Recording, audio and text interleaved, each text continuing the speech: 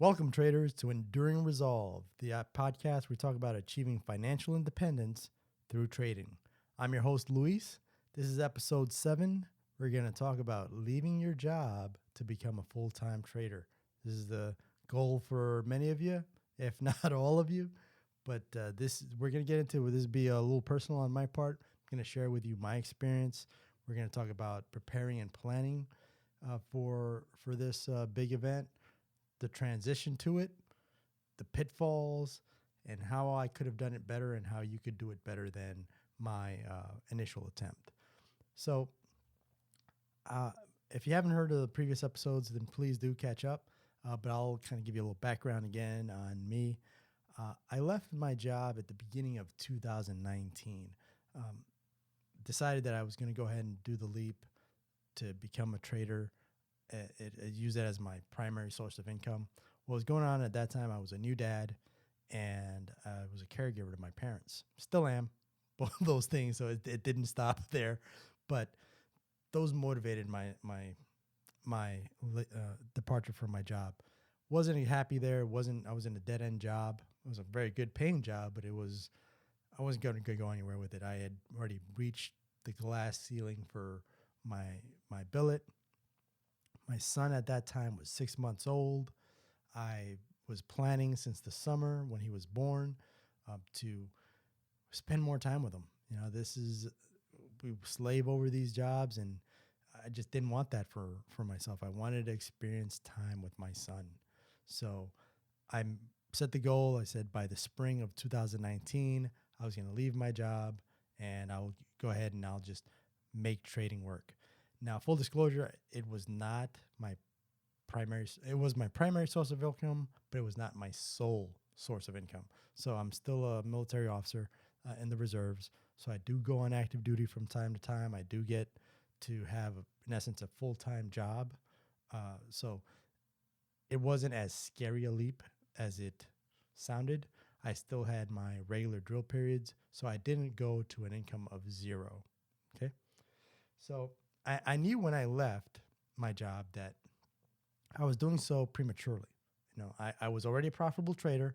I had gone live, but I was aggressive because I was confident in my abilities and because of what I shared with you. I wanted to be with my family. So I knew that I needed that time being full-time as a trader to see if I could make that work. So the care for wanting to take care of my family far outweighed the risks. I had enough saved up, still do, wasn't as scary a venture. And I knew that the worst that could happen was that I would have to go back to getting a job. Now, I'm an IT project manager by trade. Kind of fast forward to the end of the year, I eventually did go back and get a job, and it took me 2 weeks, guys. So and I don't mean that to brag. I'm very fortunate that I have the background that I do, that I've been exposed to the technologies that I have, that I've built the career that I have, that places me in a position where I'm in demand. And, you know, when I told my wife, I was like, look, I want to be with my son. I want to take care of my parents. You know, I'll go ahead. This training thing is working. We'll leave. I'm leaving a $120,000 a year job. Worst that can happen is I get another job earning $120,000 a year. Well, fast forward 11 months, I got a job earning more than $120,000 a year. So very, very fortunate on that. That was kind of the fail-safe. And there was actually a little bit more to that, and we'll talk about it in this episode as to what made me come back to get employment. But here, what I hope for you all is to see the challenges that I faced and what I learned through that experience and how this could have been done better and how it will be done again to achieve that desired state. So in order to even start thinking about leaving your job, you have to know how much money you need to earn, right? You need to know how much money you need coming in annually, monthly, weekly, and daily. I'm a huge budgeter, huge. Been doing it since I was in college. I mean, I'm an econ major. You know, like I'm a money guy. Like I'm a project manager. A lot of the projects that I'd managed had money associated with them. I usually get hired because of that, because I do have money management experience. I I'm good with numbers. I like math. So I've always been a budgeter. So it I pass on to you that you need to get down in there. If this is a skill that you've never had, if you've never done a budget in your life, um, then this is the time to start. You need to know how much money you need to live. Okay. You can start that real easily with just using what your current salary is. Use your pay stubs to determine what your big salary is and what your take home is. My recommendation is to do all your calculations based off of how much money you actually bring home instead of your actual annual salary. And I say that because once you make the transition, you're going to be taxed different than you are now. So you wouldn't be giving away, I don't know if that's the proper term, but giving your money to the government at the same extent that you were while having a W-2 position. Now that's aggressive, and that's my personality. I lean forward aggressively. If you're more conservative, then I would say go ahead and use your full salary as what you use for the basis to determine what your annual, monthly, weekly, and daily income needs are. So a little bit of leeway as to how to approach that. Next, you want to see if the strategy that you've chosen is able to achieve those financial metrics. And for that, I refer you back to episode 5 is how many strategies do I need as a trader, and episode 4 on how to get started as a trader, to kind of hear more about choosing a strategy and the purpose and the importance of a strategy.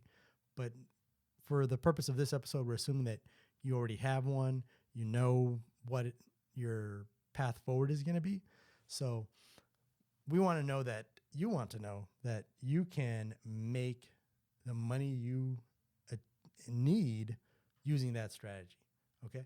And part of that's going to also be determining if the account size that you have right now is able to achieve the financial goals that you set forth. Sometimes too small an account size, you're not going to be able to generate the same level of income than you can if you had a much larger account size.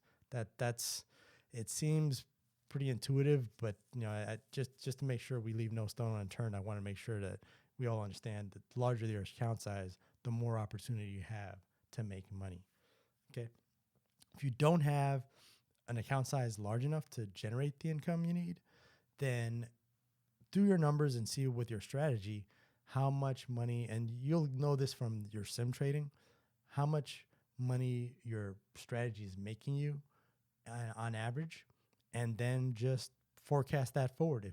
If you did the average amount that your strategy earned for the next X number of months, how many months will it take for you to achieve the account size that you need?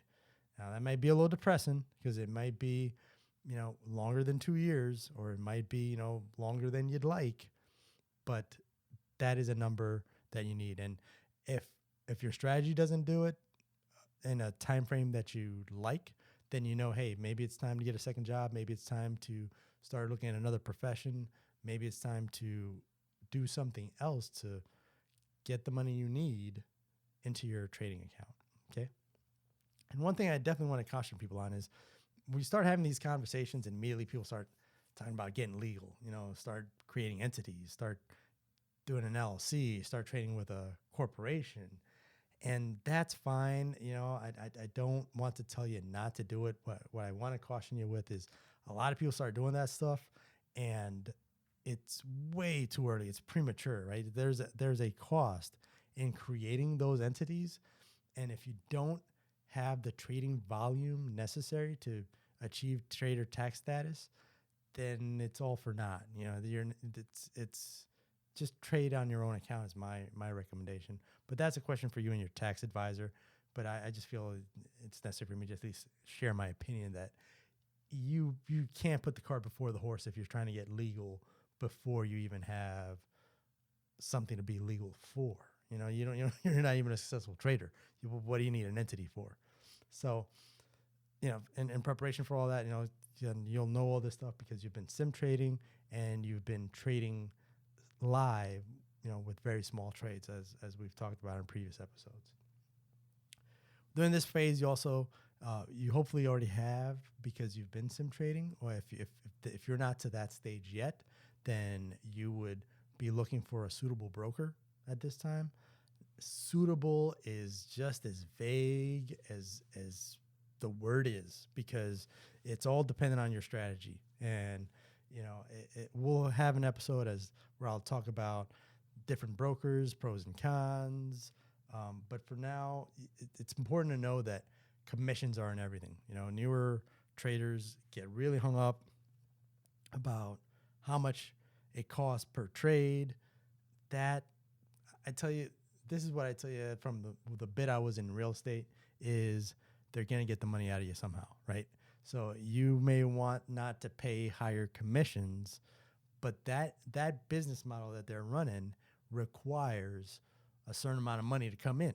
So even though they're giving you a break on your commissions, they may be getting you some other ways. There's some other fees that they're going to make sure that they have enough to pay their rent and make a profit, right? So just because you see broker A is cheaper than broker B, well, it's time to start digging a little deeper and seeing what it is that they're charging you for. So there's a lot of deception and all this stuff. You've got to be careful. You got to make all your calculations, see how much it costs to do the full transaction, as well as how much it pays to even pay for data, right? In the past, I've used TradeStation and Infinity Futures.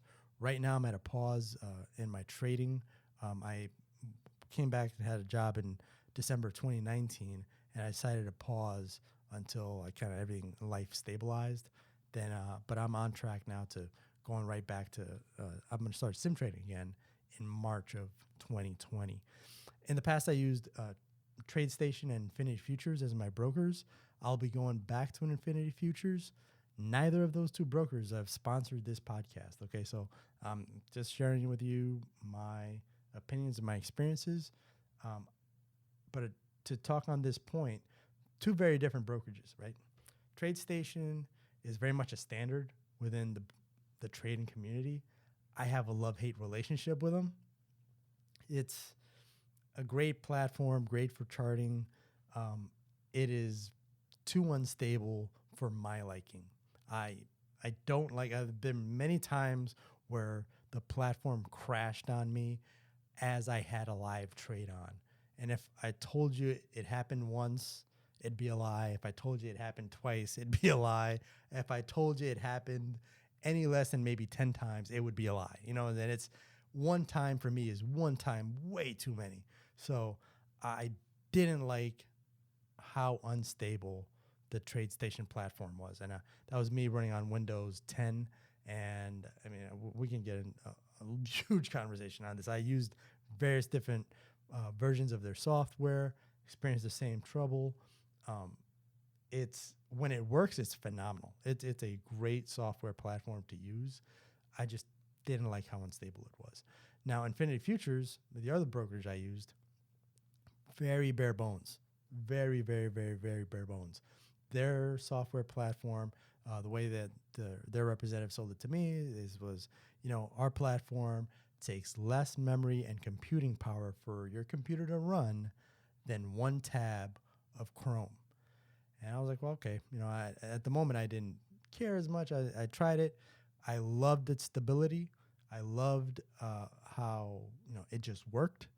It wasn't pretty. It was very much a very basic interface. Nothing glossy, nothing pretty, no big colors. It was fairly monochromatic, but it worked. Now, here's to the point of finding a suitable broker. The difference between those two brokerages was interfacing with TradeStation with my bank account. Very easy. Very easy to put money in, very easy to put money out. Infinity Futures, not so much. I had to wire money back and forth between those accounts. It just required more work just to do things that you would imagine that in 2020 we wouldn't need to do. But those are the consideration that, and only trying out different brokers and talking with these different brokerages is what's going to expose you to that type of experience. But this is when you should start looking for a broker that is suitable for your strategy and for the way you like to do business and manage your money. So now you've got your broker going, you've understood what you need financially. What is next is get this transition going. So with your sim trades, you should be sim trading rather heavily. Doing those small trades, you want to track all of your trades. I understand that many of these platforms give you the tools to just see your trades on their screen, to show me every transaction that I've done. That's not what I'm talking about. So I remember with TradeStation, one of the many little things that I disliked about their platform was that for futures trades, it would actually create phantom trades. It would actually create trades that I actually never took. And I assumed that it would not happen on the active side, on the live side. At this moment, I don't remember if it did, but on the sim side, it happened extensively. So it's imperative for you to keep track of all your trades. Keep a trade log. Analyze your trading performance. Now, I'll make a video in the near future on how I do my trade logs, how I log my trades, and then how I analyze my trading to make decisions as to how to improve my trading performance, see what's working, see what's not, how to add to my winners when I'm winning, and choosing the parts of my strategy that are working and enhancing those, and then avoiding all the weak parts of my strategy. So that is better done over a YouTube video than over a podcast. So just stay tuned for that. And the best way to do that is to go to our website, www.enduringresolve.com, and subscribe to our blog. So whenever content comes out, you'll be able to see that first. Like I said, this is both a podcast and a YouTube channel and a blog. So whatever medium is best to communicate the information is what I'll use to share this with you. So sometimes that is a video. Sometimes it's a podcast. The podcasts are great because you can take them on the go. You're listening to this going to and from work. But video you obviously have to look at. So all of that's going to be going through that website. So be sure to subscribe to that. And I'll also start placing the files that I use when I do my trade logs so that you can take and modify those to your needs. So you can also see how to create the charts and do the analysis for your trading. So I'll be sharing all of that with y'all.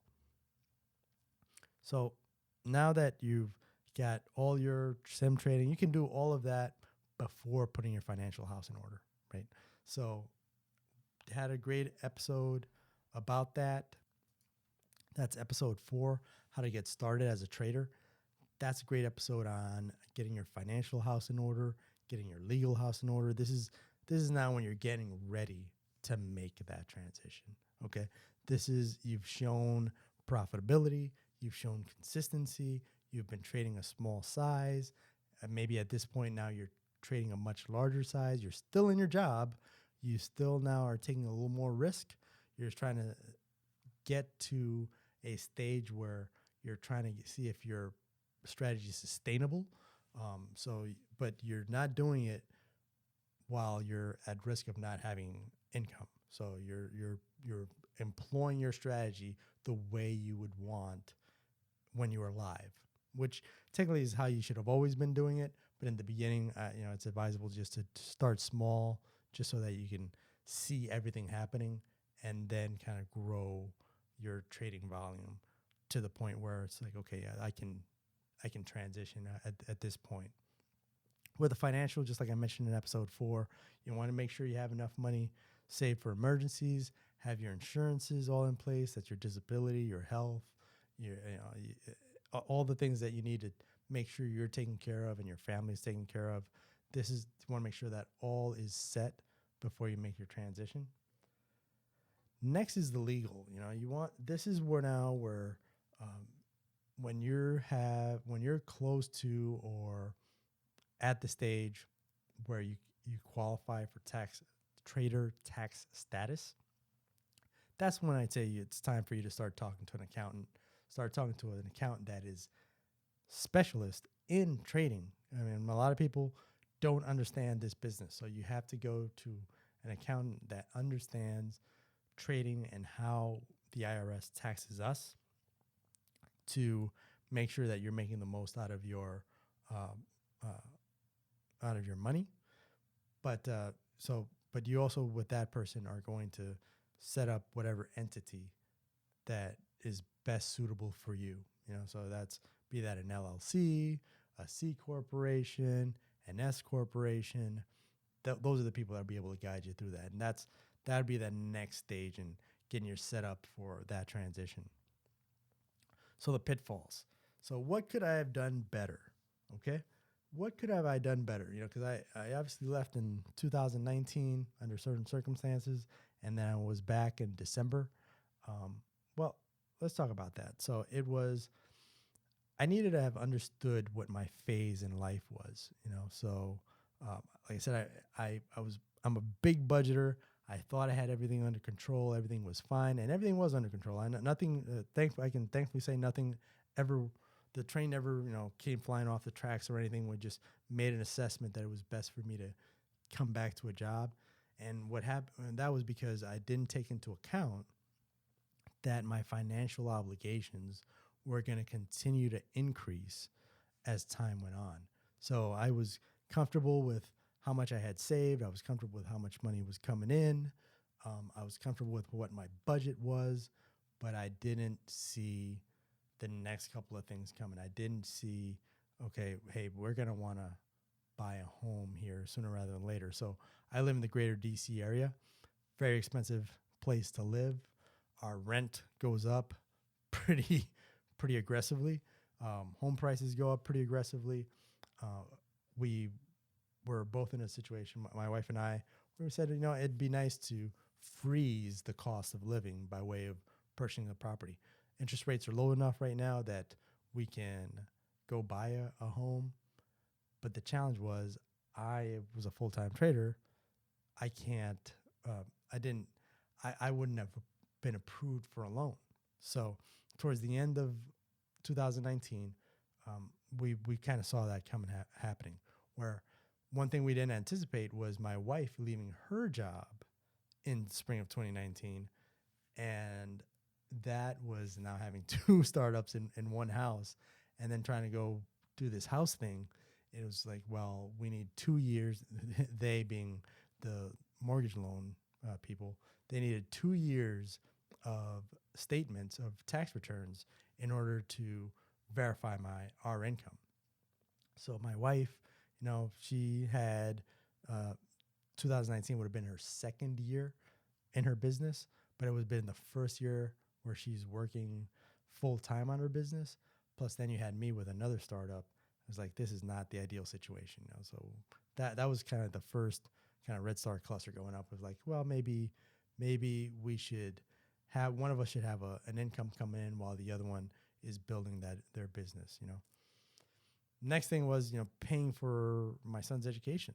So that's right. That's why I left. I needed to build a better future for my son. And lastly, it was just caring for my parents. So my mom is disabled, and my father is thankfully he was diagnosed with cancer, but he's winning. And I expect this year for him to be given the all clear that he's in remission. But with that, it's pretty surprising how quickly these medical bills can jump up, or just their needs can become a little bit more demanding than others. So that just showed me that, hey, it's like, okay, I've always joked and said in confidence that I had reached this point in my life where when I have an emergency, I have an emergency, but when my family had an emergency, I had an emergency too. So I'm the first to kind of bring our family out of poverty. So a lot of fell on me as far as financially and just leadership wise. But to the point of all this is just I didn't take into account how much more expensive being a caregiver for my parents could become, right? So all that didn't factor into my budget, didn't factor into how I had to trade under those conditions. So by the end of the year, by the end of 2019, I hadn't grown my account. I had made money, but I hadn't grown my account. So it, as I looked forward, it was like, I can't, this is not sustainable at the way it is right now. I need to make this account larger in order to satisfy my family's needs. So when I left trading, we effectively took our income from $250,000 a year, that's $250,000 a year, down to nothing, to whatever I generated from trading. So looking forward now, what I need to do is ensure that I can bring in and not replace just my income, but replace mine and my wife's income with trading. That would make us very comfortable. That would make us more financially sound. So that's kind of like our next big window. So my goal right now is going from trading a $30,000 account up to a $200,000 account. So when I get my account up to $200,000, I'll be comfortable with making that transition, provided that I'm also generating $250,000 a year. That should not be difficult from that vantage point. I mean, with 30,000, you can do that. With 200,000, you should be able to do a lot more. So that's my those are my windows now. So that's what I caution and I advise you with, is as you are creating your plan to transition to become a full-time trader, don't just take into account where you are today or at the moment of transition, but try to project out, which is really kind of an impossible task, but to a certain degree it's not. I mean, we do hit phases in life where we have different demands and financial obligations. If you're entering retirement, it's very much different than the phase I'm in, where I have a 20-month-old son, wife of 2 years, and and caring for my aging parents. That's different dynamic. So just you have grown-up children that are now leaving home, so that are going to be self-sufficient, hopefully. All of that places you in a different place in life, in a different season. So just make sure that your planning accounts for that, accounts for how you suspect you will be in a year or two. And if the trading volume that you're doing today is going to be enough for that time. And if it's not, at least ensure that it's enough to continue to grow an account, so that 2 years down the line, or whatever time frame that may be, that you're able to generate the income you need for that next stage of life. So that was my big lesson learned on that. So, and we'll dig a little bit more into this as we go forward. As always, thank you so much for tuning in. If you want to keep posted on our next couple episodes and everything that's happening at Enduring Resolve, go over to our website, www.enduringresolve.com. Sign up. You'll get posted on anytime we put a blog post out, put a podcast out, put a video out. This is the place to be. Our next episode, we're going to talk about, should you keep your financial advisor, right? So you're a trader. Do you need a financial advisor? Well, you're going to have to tune in next time. But until then, this is Luis. Keep it green.